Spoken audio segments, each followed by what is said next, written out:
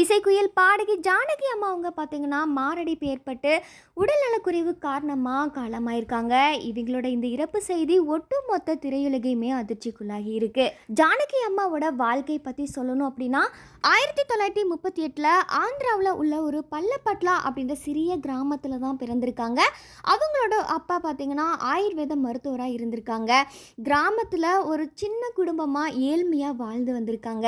சின்ன வயசுலயே ஜானகி அம்மாவுக்கு பார்த்தீங்கன்னா படிப்பை விட இசை மேலே தான் அதிக ஆர்வம் இருந்திருக்கு. இதனால நாதஸ்வர வித்வான் பைடிசாமி அப்படின்றவர்கிட்ட இருந்து இசையோட அடிப்படை நுணுக்கங்களை மட்டுமே கற்றுக்கிட்டாங்க. ஆனால் கர்நாடக இசையை முறையாக அவங்க கற்றுக்கவே இல்லை. ஜானகி அம்மா சின்ன வயசுலேயே பார்த்தீங்கன்னா ரேடியோ கேட்குறத ஒரு பழக்கமாகவே வச்சுருந்தாங்க. அந்த டைமில் லீலா, சுசீலா இவங்களோட பாடலை ரேடியோவில் கேட்டு அவங்கள மாதிரியே பாடியும் பழகியிருக்காங்க. அதோட அவங்களோட பள்ளி பருவத்தில் பார்த்தீங்கன்னா 9 வயதிலேயே பல மேடைகள்லேயே பாட தொடங்கியிருக்காங்க. இதை தொடர்ந்து இந்திய வானொலி நடத்திய பாட்டு போட்டியில் கலந்து மாநில அளவில் 2வது பரிசுமே பெற்றிருக்காங்க.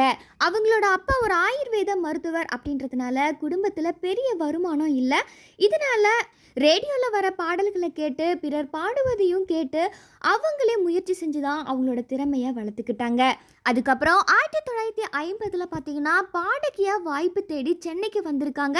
பல ஸ்டுடியோக்களில் வாய்ப்பு கேட்டுமே அலைஞ்சிருக்காங்க. இவங்களோட இந்த குரலை கேட்டு இந்த குரலெல்லாம் மைக்கில் பாடினா செட் ஆகாது அப்படின்னு சொல்லிட்டு அவங்கள நிறைய பேர் நிராகரிச்சிருக்காங்க. ஜானகி அம்மாவோட தாய்மொழி பார்த்தீங்கன்னா தெலுங்கு. இதனால அவங்களுக்கு தமிழ் பேச தெரியாது. ஆனால் தன்னை ஒரு பாடகியை நிரூபிக்கிறதுக்காக தமிழ் மொழியை ரொம்ப கடினமாக கற்றுக்கிட்டாங்க.